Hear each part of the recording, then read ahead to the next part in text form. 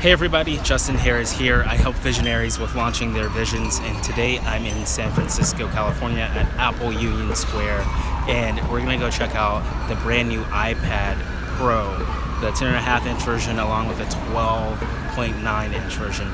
Now, from early reviews, these iPads are off the charts in terms of performance, and I'm excited over the next month to transition between macOS and iOS and test out these devices.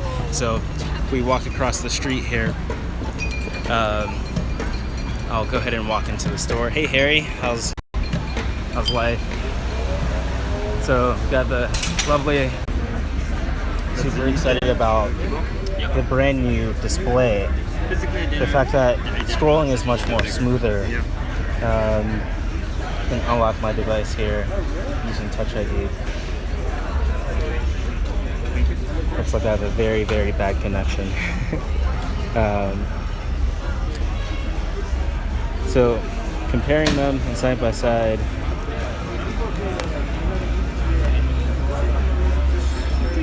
if we unplug it, we've got the 10.5-inch version next to the 12.9-inch. So they're very similar in terms of size and thickness.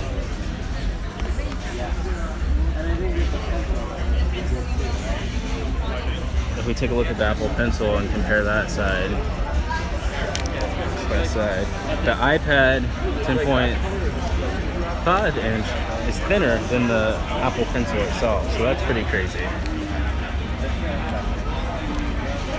Even the 12 inches is thinner. So it's definitely a nice first impression.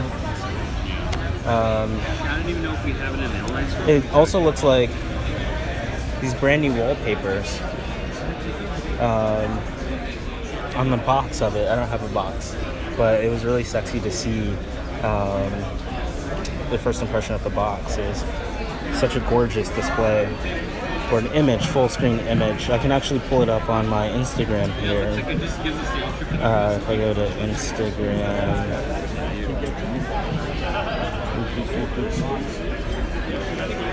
/InVision with Justin.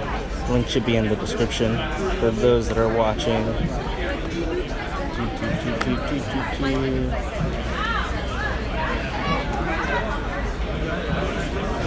So here we have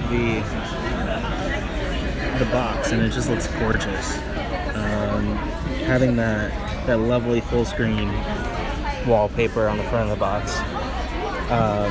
Very different from having just a regular photo. You search iPad box. Traditionally you just have the front of the iPad with the home screen, and it was nice to go from the home screen to full screen, color, gorgeous display. So that's one of the big sales. The performance, it's killer. I don't think I can repeat myself enough on how amazing it is. I do like the thin bezels. You can compare the bezels between the 10.5 and 12.9. You see how thin that bezel is? I want to say it's as thin, it's thinner than the Apple Pencil compared to the bezel of the iPad 12.9-inch. It's as thick as the Apple Pencil. So definitely a big difference there. The apps on it. I haven't used an iPad in almost 4 or 5 years full time, so this is definitely going to be a really useful tool. This is kind of first impressions. I don't know, any questions? I realize I'm streaming this live versus the tinier one. I think we can go into notes.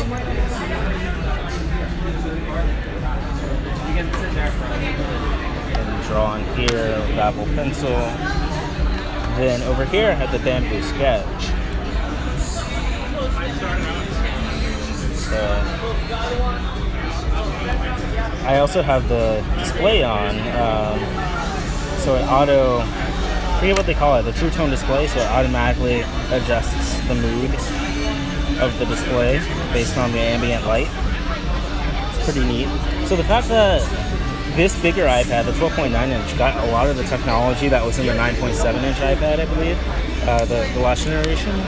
And that technology is also in this one. If we go open up iPad, let's see what all the features are and take a look at them in firsthand. Apple iPad, learn more. Yeah, doing well. Yep.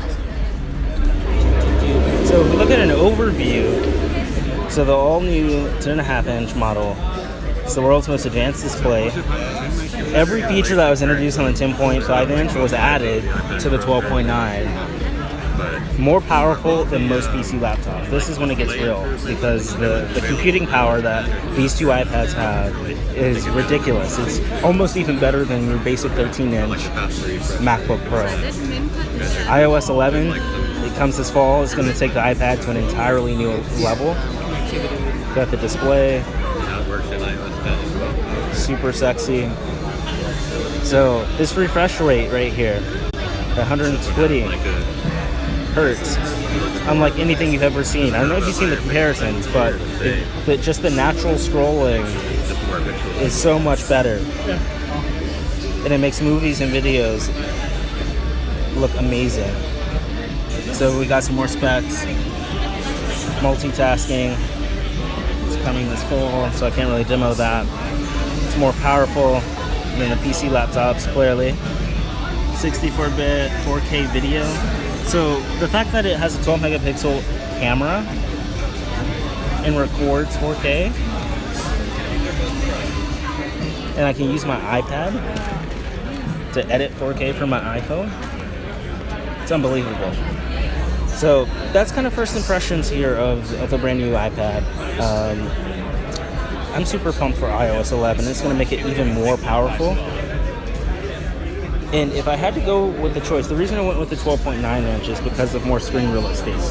Versus when you do multitasking here, say I open up, I have to double tap. I can't do the dock yet. Oh, no, I have to swipe from the right. There we go. Say I open up, App Store in Safari. So let's not set that up. And I drag it into place. So we have Safari, then we can come here, we can open up Safari, and then drag in the App Store. So look at the screen real estate here compared to the left side of the screen and the right side of the screen. So I'm going to drag that in. This is the first time I've ever initiated multitasking in my entire life on an iPad. Very, very exciting stuff. But you can see that I have a lot more real estate on my screen to check out all of the apps. And what's actually really surprising is you can see a bit more on the 10.5 inch compared to the 12.9 at the moment, which is a bit surprising. I'm curious to wonder why that is. You think you have a bigger screen, you could see more, but it may be because of the size of the iPad. I'm seeing more on this left panel than I am on the right panel. You can also turn it sideways.